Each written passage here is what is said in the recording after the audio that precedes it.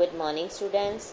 Today I am going to continue my lecture for plus 2 arts political science, and the name of the chapter is End of Biopolarity.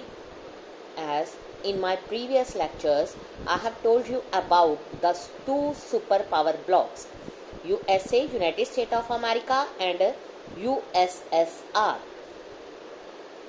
As you know that when the war was ended, we have two options. One country become winner, other country become loser. That is the situation during the Cold War.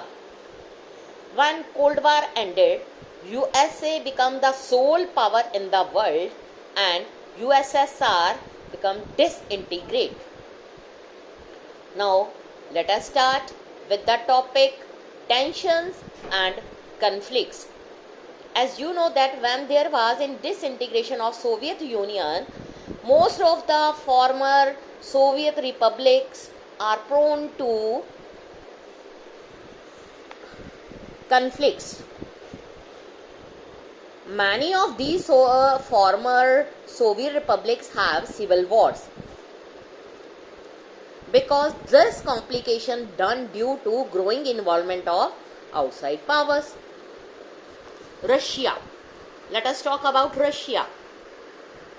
In Russia, two republics, Chechnya and Dagestan, they have so many violent movements. Moscow's method of dealing with the Chechen rebel, indiscriminate military bombings, have led to many human rights violations. But all in vain. These republics also failed to deter the aspiration for independence. ये जो conflicts थे, इनको ख़त्म करने के लिए बहुत सारे ऑर्गेनाइजेशन बनी, रिबेल्स को रोकने की कोशिश की गई, बट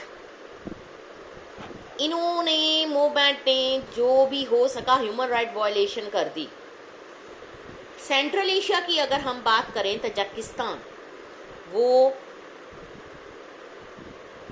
10 years टिल 2001 तक जो सिविल वॉर चली थी उसका सबसे बड़ा विटनेस है. The region as a whole has many conflicts. ये हमने बात करी है तजाकिस्तान. अजरबैजान की अगर हम बात करें, नगरानो काराबख, आर्मेनियंस वहां पर जो थे want to succeed and join Armenia. Georgia ने भी अपनी इंडिपेंडेंस की डिमांड कर दी और वहां पर सिविल वॉर के कारण 2 प्रोविंसेस बनाई गई. वहां पर जो मूवमेंट थी अगेंस्ट द एग्जिस्टिंग राइम, जो राइम से यूक्रेन, किर्गिस्तान, जॉर्जिया, इनके लिए वो मूवमेंट चलाई गई थी. जो कंट्री थी, प्रोविंसेस थी, उनके बीच में जो फाइट चल रही थी वो वाटर्स इशू को लेकर चल रही थी, जिसके कारण वहाँ पर इंस्टेबिलिटी आ गई और जो ऑर्डिनरी सिटीजन थे उनके लिए जो लाइफ थी बहुत ज़्यादा डिफ़िकल्ट हो गई. सेंट्रल एशियन रिपब्लिक्स वो एरिया थे जिनके पास वास्ट हाइड्रोकार्बन रिसोर्सेज थे और ये इनके लिए सबसे बड़ा इकोनॉमिक बेनिफिट था. इवन जो सेंट्रल एशिया था वो outside powers and oil companies के लिए एक बहुत बड़ा कंपटीटर जोन बन चुका था. अब इस रीजन से नेक्स्ट था रशिया, फिर चाइना, अफ़गानिस्तान, पाकिस्तान. वो वेस्ट एशिया के बहुत क्लोज थे. सितंबर 2001 जो यूएस था वो चाहता था कि इन रीजन्स में अपने मिलिट्री बेसिस बनाए, इसलिए वो चाहता था कि जितनी भी सेंट्रल एशियन स्टेट्स की गवर्नमेंट है उन सबको वो पेड करने के लिए रेडी हो गया ताकि वो बेसिस को हायर कर सके. और जो एयरप्लेन्स हैं और उनको ये अलाउ किया जा सके कि वॉर के दौरान वो अफगानिस्तान एंड इराक के आसपास उड़ सके। हाउएवर रशिया की जो प्रोविंसेस थी और जो स्टेट्स थी नियर अब्रॉड, वो बिलीव करती थी कि वो रशियन इन्फ्लुएंस के अंडर हैं। चाइना का इंटरेस्ट भी यहाँ पर ऑयल रिसोर्सेज में बहुत ज़्यादा बढ़ गया और जो चाइनीज़ थे उन्होंने बॉर्डर्स और उसके आसपास अपने आप को सेटल करना शुरू कर दिया और ट्रेड को ज्वाइन कर लिया। अगर हम ईस्टर्न यूरोप की बात करें तो चेकोस्लोवाकिया जो था वो पीसफुली 2 पार्ट्स में डिवाइड हो गया, चेस एंड स्लोवाक्स। इन्होंने इंडिपेंडेंट कंट्रीज अपने आप को बना लिया, बट सबसे ज़्यादा स्फीयर कॉन्फ्लिक्ट जो थे वो बल्कान रिपब्लिक ऑफ यूगोस्लाविया में हुए। आफ्टर 1991 यहाँ पर जो कॉन्फ्लिक्ट्स हुए थे उनके कारण बहुत सारे प्रोविंसेस बन गए, लाइक क्रोएशिया, स्लोवेनिया, बोस्निया हर्ज़ोगोविना। उन्होंने अपने आप की इंडिपेंडेंस क्लियर कर दी। जो इथनिक सर्ब्स थे उन्होंने इन सब का अपोज किया और massacre of non Serb Bosnians ने उनको फॉलो किया।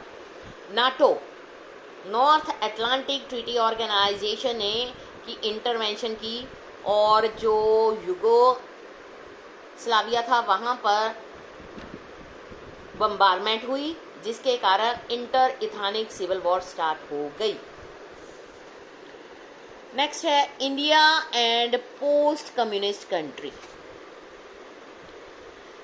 इंडिया ने जितनी भी पोस्ट कम्युनिस्ट कंट्री थी उन सब के साथ अपने आप के रिलेशंस जो हैं उनको मेंटेन करने की कोशिश की और सबसे स्ट्रॉन्गेस्ट जो उनके रिलेशन थे वो रशिया और इंडिया के बीच में थे। इंडिया के रिलेशन जो रशिया के साथ थे वो सबसे बड़ा एस्पेक्ट था इंडिया की फॉरेन पॉलिसी।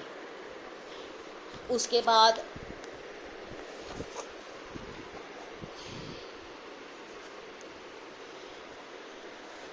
जो इंडिया के रिलेशंस थे वो embedded in history of trust and common interest and matched by popular perceptions. As you know that Indian Hindi films hero Raj Kapoor to Amitabh Bachchan, these are the household names in Russia and many post-Soviet countries. One can hear Hindi film songs all over in Russian region. And so the India is a part of popular memory. Russia और India ने एक multipolar world order का vision भी share किया. What they mean by a polar world? इस polar world में क्या बताया गया? इस पोलर वर्ल्ड में ये बात थी कि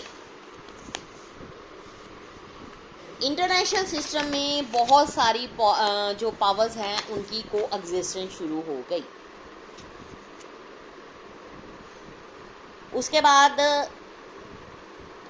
ये कहा गया कि attack on one country regarded as a threat to countries and require a collective response. Greater regionalism, neglected settlement of international conflicts, and independent foreign policy for all country decision making through bodies like United Nations Organization. इन्होंने इनको और ज़्यादा strengthen कर दिया. Democratized empowerment, more than 80 bilateral agreement जो थे वो signed किए गए बिटवीन इंडिया एंड रशिया. वो एक पार्ट थे Indo Russian strategy agreement of 2001. India की रशिया के साथ रिलेशनशिप बनाने के बाद बहुत सारे बेनिफिट मिल सकते थे. बहुत सारे इश्यूज थे इंडिया के, like Kashmir, energy suppliers, sharing information on international territory, access to control Asia, balancing its relation with China. तो जो रशिया था stands to benefit from the relationship because India जो है रशिया के लिए लार्जेस्ट सेकेंड मार्केट थी arms की supply करने के लिए। मोस्टली जो इंडियन की मिलिट्री थी उसको हार्डवेयर रशिया से मिल रहे थे। सो इंडिया जो था ऑयल इंपोर्टिंग नेशन था। रशिया इंडिया के लिए बहुत ज़्यादा इम्पोर्टेंट था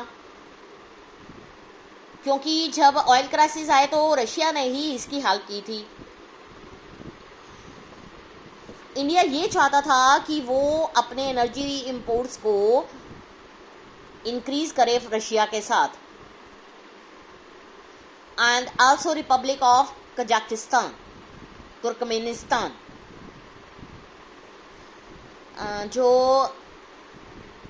कोऑपरेशन विद दीज रिपब्लिक जो थी वो इंक्लूड कर रही थी partnership, investment in oil field.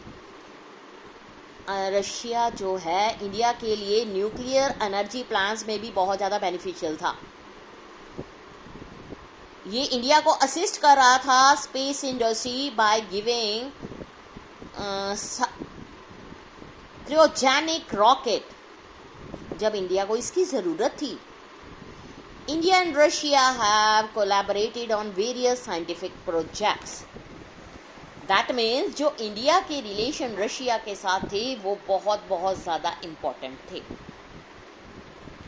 ये चैप्टर यहीं पे फिनिश होता है। इसमें कुछ पॉइंट्स हैं जो मैं कल के लेक्चर में आपको एक्सप्लेन करूँगी। Thank you students.